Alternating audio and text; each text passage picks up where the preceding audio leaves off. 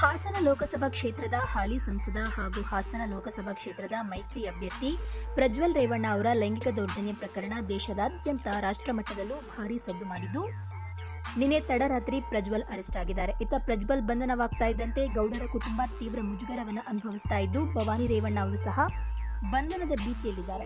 ಸಂಸದ ಪ್ರಜ್ವಲ್ ರೇವಣ್ಣ ಅಶ್ಲೀಲ ವಿಡಿಯೋದ ಸಂತ್ರಸ್ತೆ ಅಪಹರಣ ಪ್ರಕರಣದಲ್ಲಿ ಮಾಜಿ ಸಚಿವ ಎಚ್.ಡಿ. ರೇವಣ್ಣ ಪತ್ನಿ ಭವಾನಿ ರೇವಣ್ಣ ಅವರ ನಿರೀಕ್ಷಣಾ ಜಾಮೀನು ಅರ್ಜಿ ತೀರ್ಪು ಇಂದು ಪ್ರಕಟವಾಗಲಿದ್ದು, ರೇವಣ್ಣ ಅವರ ಪತ್ನಿ ಭವಾನಿ ರೇವಣ್ಣ ಅವರಿಗೆ ಜೈಲ ಬೇಲ ಎಂಬುದು ತೀರ್ಮಾನವಾಗುತ್ತೆ. ನ್ಯಾಯಾಲಯವು ನಿರೀಕ್ಷಣಾ ಜಾಮೀನು ನೀಡಿದ್ರೆ ಭವಾನಿ ರೇವಣ್ಣ ಅವರು ಜೈಲಿಗೆ ಹೋಗೋದು ತಪ್ಪಲಿದೆ. ಆದರೆ ನ್ಯಾಯಾಲಯವು ಜಾಮೀನು ಅರ್ಜಿನ ತಿರಸ್ಕರಿಸಿದ್ರೆ ರೇವಣ್ಣ ಅವರ ಪತ್ನಿ ಭವಾನಿ ರೇವಣ್ಣ ಅವರು ಜೈಲಿಗೆ ಹೋಗೋದು ಫಿಕ್ಸ್ ಅಂತ ಹೇಳಲಾಗ್ತಾ ಇದೆ.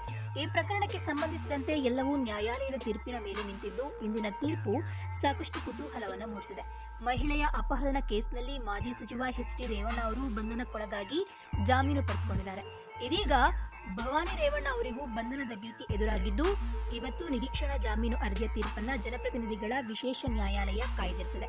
ನಿರೀಕ್ಷಣಾ ಜಾಮೀನು ನೀಡಿದ್ರೆ ಭವಾನಿ ರೇವಣ್ಣ ಅವರು ಜೈಲಿಗೆ ಹೋಗೋದು ತಪ್ಪುತ್ತೆ.